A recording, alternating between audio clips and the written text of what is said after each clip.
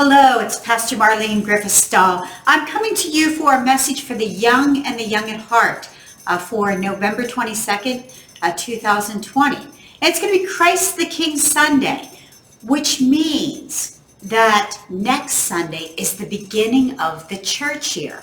And as we start the church year, we started off with Advent.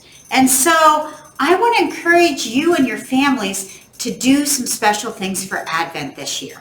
One, I hope that you use an Advent calendar. And we have one that's kind of a pop-up Advent calendar for you, available if you come to in-person worship, or let me know if you need a calendar delivered, or if you need to meet me to pick up a calendar at the church. But an Advent calendar to mark the days of Advent, and also some devotional booklets. One is a sticker book for Christmas, Christmas carols, and kind of going along with it is the adult or family one, Prepare Ye, which also has different songs associated with it throughout the lessons and throughout Advent. So I want to encourage you to mark Advent and get ready for Christmas in a new way this year. Everything else is new. Why don't you spend some time thinking about Christmas in a new way and preparing with Advent?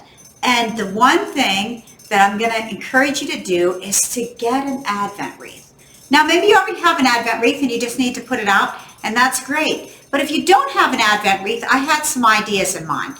First, if you have little kids, if you're a little kid listening to this and you do not want flames in your house, I understand.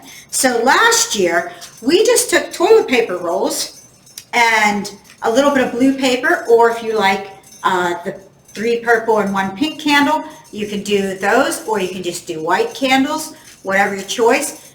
Glue some construction paper around it. And then for the flame, I just made a little flame, and I have some slits here. You can't see them, but I can't see them either. That's because I had it upside down. You have some slits here, and of course you'd slit also the construction paper after you have it glued on. But each week you can just add a flame to each of your 4 candles, and that's an easy way to make a safe Advent wreath around your table. But if your kids are a little bit older, or they're really young and you can still trust them not to get into things, you can do your own Advent candle or Advent wreath. The easiest way is to find candles that you already have and candle holders that you already have.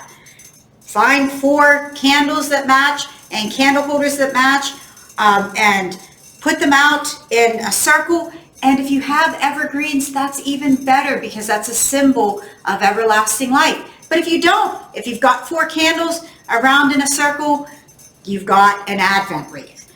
But maybe you want to be a little bit more creative than that. Maybe you want to take a glass container that you already have, like this, or a mason jar, or something similar that you have 4 of, and you can just put a tea lit candle in, or votive candles work well in these, or those emergency candles would work well in these. Now you might need a dot of glue to hold them in, either glue dots or some other type of glue, just down in there, tacky glue or something to hold them in, or a piece of tape to hold the candle up. Or if you really want to make this a big family project, make some candles. Get some glass jars like this or like this. Get some wicks and melt wax and pour it right in. If you want color, you probably have some broken crayons sitting around your house that you can throw in some blue, or again, the 3 purples and 1 pink candle. But make your own Advent wreath. And then each week when you gather around, spending time with one of these devotionals, light that Advent wreath. Talk about waiting for Christ to come, and really make this Advent a special time this year. I hope that this has given you some ideas, and I hope that you go and make your own Advent wreath and use it throughout Advent as you prepare for Christ's coming.